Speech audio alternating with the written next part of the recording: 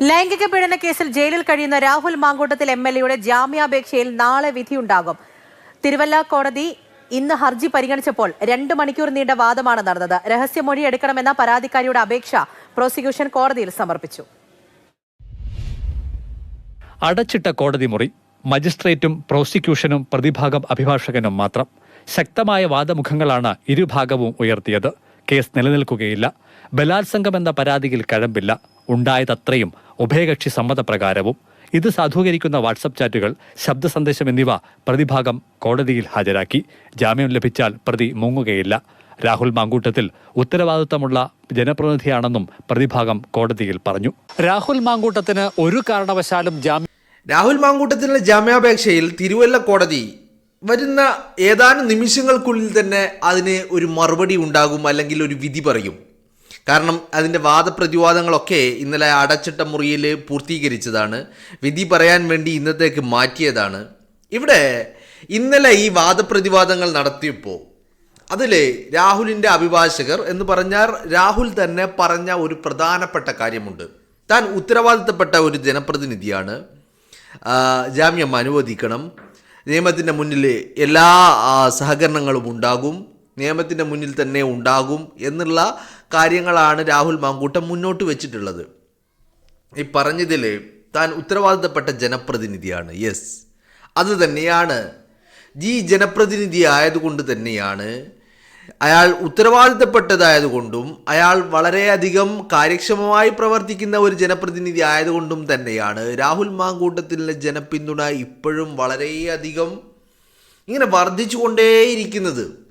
എന്തൊക്കെ പറഞ്ഞാലും, അയാൾ അറസ്റ്റ് ചെയ്തുവെന്നോ അയാൾക്കെതിരെ 10 കേസുണ്ടെന്നോ എന്തൊക്കെ പറഞ്ഞു കഴിഞ്ഞാലും രാഹുൽ മാങ്കൂട്ടത്തിൻ്റെ ജനപിന്തുണയ്ക്ക് യാതൊരുവിധ കോട്ടവും തട്ടിയിട്ടില്ല എന്നുള്ളതാണ് നമുക്ക് മനസ്സിലാക്കാൻ കഴിയുന്നത്. അതിപ്പോൾ പാലക്കാടാണെങ്കിലും ശരി, ഇനി കേരളത്തിൽ ഒന്നടങ്കമാണെങ്കിലും ശരി, രാഹുൽ മാങ്കൂട്ടത്തിന് വലിയ ഒരു പിന്തുണ ഉണ്ടാവുന്നുണ്ട്. അത് ഒരു ജനപ്രതിനിധി എന്നുള്ള രീതിയിൽ, അല്ലെങ്കിൽ ഒരു രാഷ്ട്രീയ നേതാവ് എന്നുള്ള രീതിയിൽ, ഒരു പൊതുപ്രവർത്തകൻ എന്നുള്ള രീതിയിൽ അയാൾ മുന്നോട്ട് വെക്കുന്ന അയാളുടെ കാഴ്ചപ്പാടുകൾ, അയാളുടെ നിലപാടുകൾ, അയാളുടെ പ്രവർത്തനങ്ങൾ, ഇതിനൊക്കെയുള്ള അംഗീകാരം തന്നെയാണ്. മനസ്സിലായില്ലേ? അപ്പോൾ താൻ നിയമത്തിൻ്റെ മുന്നിൽ ഉണ്ടാകും. താൻ എങ്ങോട്ടും ഒളിച്ചോടുകയോ ഒളിച്ചു പോവുകയോ ചെയ്യുകയില്ല. നിയമം പറയുന്ന, കോടതി പറയുന്ന എന്തും അനുസരിക്കാൻ തയ്യാറാണ്, സഹകരിക്കാൻ തയ്യാറാണ്. അതുകൊണ്ട് കോടതിക്ക് മുന്നിൽ തന്നെ ഉണ്ടാകും. ജനപ്രതിനിധി ആയതുകൊണ്ട് തനിക്ക് ജാമ്യം നൽകണമെന്നാണ് രാഹുൽ മാങ്കൂട്ടം പറഞ്ഞിട്ടുള്ളത്. അതോടൊപ്പം തന്നെ പരാതിയിൽ പറയുന്ന കാര്യങ്ങൾ അത്രയും രാഹുൽ മാങ്കൂട്ടം തള്ളുന്നുണ്ട്. ഒന്നും ബലാത്സംഗമാവില്ല, പീഡനമാവില്ല എന്നുള്ള കാര്യങ്ങളൊക്കെ അത് പറയുന്ന മറ്റൊരു ഭാഗത്ത് പറയുന്നുണ്ട്. അപ്പോൾ ഇന്ന് കോടതി രാഹുലിന് ജാമ്യം നൽകുമോ ഇല്ലയോ എന്നുള്ളതാണ് നമ്മളൊക്കെ ആകാംക്ഷയോടുകൂടി നോക്കിക്കാണുന്നതും. അയാൾക്ക് ജാമ്യം വേണം എന്ന് തന്നെയാണ് ഞാൻ ആഗ്രഹിക്കുന്നത്. ഇത് ജാമ്യം ഉണ്ടായാൽ മാത്രം പോരാ. ജാമ്യം കിട്ടി അയാൾ പാലക്കാട് വലിയ സജീവ ഇടപെടലുകൾ നടത്തണം. വരുന്ന തെരഞ്ഞെടുപ്പിൽ 2026 നിയമസഭാ തെരഞ്ഞെടുപ്പിൽ രാഹുൽ മാങ്കൂട്ടം പാലക്കാട്ട് നിന്ന് മത്സരിക്കണം എന്ന് പറഞ്ഞു കഴിഞ്ഞാൽ ഇന്നത്തെ ദിവസം എന്ന് പറയുന്നത് രാഹുൽ മാങ്കൂട്ടത്തിനെ സംബന്ധിച്ചിടത്തോളം വളരെ നിർണായകമാണ്. അപ്പോൾ ഈ ജാമ്യാപേക്ഷയിലുള്ള വിധി വരുമ്പോൾ ഇത് എന്തുകൊണ്ട് ഇത്ര നിർണായകമാകുന്നു എന്ന് ചോദിക്കുമ്പോൾ അവിടെ രാഹുൽ ജനപ്രതിനിധിയാണ്, വരാനിരിക്കുന്ന നിയമസഭാ തെരഞ്ഞെടുപ്പ് മുന്നിലുണ്ട്. അതുപോലെ ഈ പറയുന്ന പ്രോസിക്യൂഷൻ്റെ ഭാഗത്ത് നിന്ന് രാഹുലിനെ എങ്ങനെയെങ്കിലും അടിച്ച് നിലംപരിശാക്കുവാനുള്ള വാദങ്ങൾ അവരും മറുഭാഗത്ത് മറിച്ച് വെക്കുന്നുണ്ട്. മനസ്സിലായില്ലേ? ഇനി കോടതിയുടെ ഫൈൻഡിങ് എന്താവും എന്നുള്ളത് തന്നെയാണ്. അത് സ്വാഭാവികമായിട്ടും നമ്മളൊക്കെ കഴിഞ്ഞ ദിവസങ്ങളിലൊക്കെ ചോദിച്ചതുപോലെ 2024 ഏപ്രിൽ 8 പീഡിപ്പിച്ചു എന്ന് പറയുന്ന പരാതിക്കാരി, പീഡിപ്പിക്കപ്പെട്ടു എന്ന് പറയുന്ന പരാതിക്കാരി, ആ പരാതിക്കാരി അത് കഴിഞ്ഞ് 2025 അവസാനം വരെ എല്ലാ അർത്ഥത്തിലും രാഹുൽ മാങ്കൂട്ടവുമായി സഹകരിച്ചും രാഹുലുമായുള്ള ബന്ധം തുടർന്നും ആ ബന്ധങ്ങളിൽ എല്ലാവിധത്തിലുള്ള കാര്യങ്ങൾ ചെയ്ത് ആ ബന്ധം നിലനിർത്തുവാനുള്ള എല്ലാ കാര്യങ്ങളും ചെയ്ത് മുന്നോട്ട് പോയിക്കൊണ്ടിരുന്ന പരാതിക്കാരി 2026 തുടക്കത്തിൽ ആ ബന്ധം പീഡനമായി മാറുന്നു, ബലാത്സംഗമായി മാറുന്നു. ഇതൊക്കെയാണ് നമ്മൾ കണ്ടത്. അപ്പോൾ ഇതിൻ്റെ പിന്നിൽ ഒരു ഗൂഢാലോചന നടന്നിട്ടില്ലേ എന്ന് നമ്മൾ ചോദിക്കുന്നത് അതുകൊണ്ടാണ്. കാരണം 2025 ഏറ്റവും ലാസ്റ്റിൽ വരെ രാഹുൽ മാങ്കൂട്ടവുമായുള്ള ബന്ധം തുടർന്നു പോകാൻ വേണ്ടിയുള്ള ശ്രമങ്ങൾ നടത്തിയ യുവതി 2026 ജനുവരി ആയപ്പോൾ അത് പീഡനമായി മാറി എന്നുള്ളതാണ്. അത് നമുക്ക് അവിടെയാണ് ഈ ചോദ്യങ്ങളൊക്കെ ഉയരുന്നത്. അവിടെയാണ് ശ്രീനാദേവി കുഞ്ഞമ്മ ചോദിച്ച ചോദ്യങ്ങൾ ഉയരുന്നത്. ഈ ചോദ്യങ്ങൾക്കൊക്കെയാണ് മറുപടി വേണ്ടത്. ഈ മറുപടി ഈ ജാമ്യാപേക്ഷയിൽ കോടതി എന്ത് ചോദിക്കുന്നു എന്നുള്ളതും പ്രസക്തമാകും, അല്ലേ? അങ്ങനെയാണല്ലോ. കാരണം രാഹുൽ മാങ്കൂട്ടം കോടതിയിൽ സമർപ്പിച്ചിരിക്കുന്ന തെളിവുകൾ, രാഹുലിൻ്റെ അഭിഭാഷകർ ആ തെളിവുകൾക്ക് ആധാരമായി കോടതിയിൽ പറഞ്ഞിരിക്കുന്ന കാര്യങ്ങൾ, ഇത്രയും ദിവസം നമ്മൾ വാർത്താമാധ്യമങ്ങളിൽ കണ്ടത് പരാതിക്കാരിയുടെ പരാതിയിൽ പറയുന്ന കാര്യങ്ങൾ മാത്രമാണ്, അല്ലേ? രാഹുൽ മാങ്കൂട്ടത്തിലിന് രാഹുലിൻ്റെ അഭിഭാഷകനോ എന്ത് പറഞ്ഞു എന്നുള്ളത് നമ്മളിതുവരെ കേട്ടിട്ടുമില്ല, കണ്ടിട്ടുമില്ല. അതാണ് ഇന്നലെ കോടതിയിൽ നടന്നത്. അത് കോടതിയിൽ നടക്കുമ്പോഴും അവിടെയും അടച്ചിട്ട മുറിയിലായിരുന്നു ഈ വാദങ്ങളൊക്കെ അത്രയും നടന്നത്, അല്ലേ?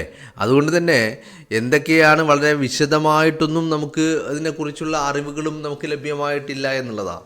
അപ്പോൾ ഈ ഇൻഫർമേഷനുകളൊക്കെ അങ്ങനെ പുറത്ത് പറയാനും പറ്റില്ല. കാരണം അത് അത്ര അടച്ചിട്ട മുറിയിൽ നടത്തിയത് അത് പിന്നീട് അത് പാട്ടാക്കാനുള്ളതുമല്ല. അപ്പോൾ അതുകൊണ്ട് ഈ കാര്യങ്ങളിൽ വ്യക്തമായ എന്താണ് രാഹുലിൻ്റെ അഭിഭാഷകർ പറഞ്ഞതെന്ന് അറിയില്ലെങ്കിലും ഒരു കാര്യം അവിടെ ഉറപ്പുണ്ട്. എന്താണ്? ബലാത്സംഗമല്ല, പീഡനമല്ല എന്നുള്ള വാദം മുന്നിൽ വച്ചിട്ടുണ്ട്. അത് രാഹുലിൻ്റെ അഭിഭാഷകർ അങ്ങനെ പറയുമ്പോഴും അങ്ങനെ പറയാനുണ്ടായ സാഹചര്യം എന്താ? പരാതിക്കാരിയും പരാതിക്കാരിക്ക് വേണ്ടി എത്തിയ അഭിഭാഷകരും ഇത് ബലാത്സംഗമാണ്, പീഡനമാണ് എന്ന് പറയുന്നത് കൊണ്ടാണല്ലോ. അതേ, ഇപ്പോൾ അതുകൊണ്ടാണ് നമ്മളെല്ലാവരും ചോദിച്ചത്, എങ്ങനെയാണ് ഇത് ബലാത്സംഗമാകുന്നത്, എവിടെയാണ് ഇത് പീഡനമാകുന്നത്? ആദ്യ കൂടിക്കാഴ്ചയിൽ തന്നെ പീഡിപ്പിക്കപ്പെട്ടു എന്ന് പറയുന്ന പരാതിക്കാരി അത് കഴിഞ്ഞ് ഷഡ്ഡിയും ചെരുപ്പും ഫ്ലാറ്റും 2 BHK 3 BHK എന്നുള്ള ചർച്ചകളിലേക്കൊക്കെ കടന്നത്. അത് എന്താണതിൻ്റെ മാനദണ്ഡം? ഓഫ് കോഴ്സ് അത് നമ്മൾ ചോദിക്കുമല്ലോ. അത് തന്നെയായിരിക്കും ഇന്ന് കോടതിയും ചോദിക്കുക. രാഹുലിന് ജാമ്യം ലഭിക്കും എന്നുള്ള ഒരു പ്രതീക്ഷയിൽ തന്നെയാണ്. എവിടെ വരെ എത്തും ഇനി? വീണ്ടും കോടതി അടുത്ത ദിവസങ്ങളിലേക്ക് മാറ്റി വെക്കുകയോ അല്ലെങ്കിൽ ജാമ്യം നിഷേധിച്ചിട്ട് ഇനി ഹൈക്കോടതിയിലോ മറ്റെവിടെയെങ്കിലും കോടതിയിലോ ഒക്കെ പോകണമെന്ന് പറയുകയോ എന്തൊക്കെ ചെയ്യണമെന്നുള്ളതെന്നറിയില്ല. പക്ഷേ ഒരു ജാമ്യത്തിൻ്റെ ലെവലിലേക്ക് കോടതി എത്തുമെന്നുള്ളത് തന്നെയാണ് പ്രതീക്ഷിക്കുന്നത്. അതല്ലെങ്കിലും അങ്ങനെ തന്നെയാണ് കാര്യങ്ങൾ വേണ്ടതും. രാഹുലിന് ജാമ്യം വേണം, അയാൾ പാലക്കാട്ട് വേണം, അയാൾ വലിയ പ്രവർത്തനങ്ങൾ നടത്തണം. ഇത്രയും കാലം അയാളുടെ ഭാഗത്തു നിന്ന് വല്ലതുമൊക്കെ ഉണ്ടായിട്ടുണ്ടെങ്കിൽ അതൊക്കെ ഇനി അയാളുടെ ജീവിതങ്ങളിൽ ഇത്തരത്തിലുള്ള കാര്യങ്ങളൊന്നും ഇല്ലാതെ മുന്നോട്ട് പോകാനുള്ള ഒരു ഉറച്ച തീരുമാനത്തിന് പുറത്തായിരിക്കണം ഇനി രാഹുൽ മാങ്കൂട്ടത്തിൻ്റെ പൊതുജീവിതം എന്നുള്ളതാണ്, അല്ലേ? അല്ലാതെ അങ്ങനെ മാറ്റി നിർത്തപ്പെടേണ്ട വ്യക്തിയൊന്നുമല്ല. എല്ലാ രീതിയിലും കഴിവും നട്ടലും ആർജവവും പോരാട്ടവീര്യവും ഒക്കെ എല്ലാം ഒത്തിണങ്ങിയ ഒരു വ്യക്തിയാണ്. അവിടെ ഒരു ബ്ലാക്ക് മാർക്കായിട്ട് ഇത്തരം കാര്യങ്ങൾ അത് നമുക്ക് അനുവദിച്ചു കൊടുക്കാൻ കഴിയില്ല. കാരണം അയാൾ തിരുത്തേണ്ടത് തിരുത്തുക തന്നെ ചെയ്യണം. പാലക്കാടിൻ്റെ ജനപ്രതിനിധിയായിട്ട് രാഹുൽ മാങ്കൂട്ടം വേണം. ഈ ജാമ്യം അയാൾക്കുള്ള മറ്റൊരർത്ഥത്തിൽ പറയുന്ന നീതിയാണ്. കാരണം എല്ലാ നിയമങ്ങളെയും ഈ രാജ്യത്തിൻ്റെ എല്ലാ നിയമ സംവിധാനങ്ങളെയും നടപടിക്രമങ്ങളെയും എല്ലാം കാറ്റിൽ പറത്തിക്കൊണ്ടാണ് രാഹുൽ മാങ്കൂട്ടത്തിനെ കസ്റ്റഡിയിലെടുത്തതും അയാളെ അറസ്റ്റ് ചെയ്തതും, അല്ലേ? അത് ഒരു അന്യായമായ നടപടിക്രമങ്ങളാണ് എന്നുള്ള കാര്യത്തിൽ കേരളത്തിൻ്റെ ഒരാൾക്കും ഒരു തർക്കവും ഇല്ല. അത് എല്ലാ നിയമങ്ങളെയും കാറ്റിൽ പറത്തിക്കൊണ്ട് തന്നെയാണ്. അപ്പോൾ ആ കസ്റ്റഡിയിലെടുത്തവർക്ക്, അറസ്റ്റ് ചെയ്തവർക്ക്, അതിനുവേണ്ടി പ്രവർത്തിച്ചവർക്ക് ഒരൊറ്റ ലക്ഷ്യം മാത്രമേ ഉണ്ടായുള്ളൂ: രാഹുലിനെ അറസ്റ്റ് ചെയ്യുക, രാഹുലിനെ അകത്തിടുക. അത് മുകളിൽ നിന്നുള്ള ഓർഡറായിരുന്നു എന്നുള്ളതാണ്. മനസ്സിലായില്ലേ? അപ്പോൾ ഇത്തരത്തിൽ ഈ ഒരു ഓർഡർ നടപ്പിലാക്കിയത് തന്നെ അന്യായമായിരുന്നു. അത് നീതിയുക്തിയുള്ളതായിരുന്നില്ല എന്നുള്ളതാണ്. അവിടെ രാഹുൽ മാങ്കൂട്ടം എന്ന് പറയുന്ന യുവജന നേതാവിനെ അങ്ങനെ അങ്ങ് പിടിച്ചു കൊണ്ടുപോകേണ്ട കാര്യമൊന്നുമില്ല. ഏതെങ്കിലും ഒരു പരാതി വരുമ്പോഴേക്കും ഇതൊക്കെ വ്യക്തമായ അന്വേഷണം നടത്തി ഇതൊക്കെ കോടതിയിലെത്തിയിട്ട് അയാൾ കുറ്റക്കാരനാണെന്ന് പറഞ്ഞാൽ മാത്രം പിടിച്ചു കൊണ്ടുപോയാൽ മതി. കാരണം എന്തോ ഒരു തിരക്ക്, ആർക്കൊക്കെയോ എന്തൊക്കെയോ ഒരു വ്യഗ്രത എവിടെയൊക്കെയോ നമുക്കിതിൽ കാണാൻ കഴിയും, അല്ലേ? രാഹുൽ മാങ്കൂട്ടത്തിൻ്റെ കാര്യത്തിൽ എന്തോ ഒരു പരാതി പോലും അയാളെ അറസ്റ്റ് ചെയ്യണമെന്നുള്ള ഒരു പ്രൈം ഒബ്ജക്റ്റിൽ നിന്നും ഉണ്ടായതാണ് എന്ന് പോലും നമുക്ക് തോന്നുന്നുണ്ട് അല്ലേ? അതല്ലെങ്കിൽ 2025 ഡിസംബർ വരെ രാഹുലിന് വേണ്ടി രാഹുലുമായുള്ള ബന്ധത്തിന് വേണ്ടി ശ്രമങ്ങൾ നടത്തിക്കൊണ്ടിരുന്ന യുവതി 2026 എന്ന് പറഞ്ഞാൽ സരിന് പാലക്കാട് ഏത് രീതിയിൽ കളം മാറിയോ അതുപോലെയാണ് പ്ലേറ്റ് മാറ്റിയത് ആര്?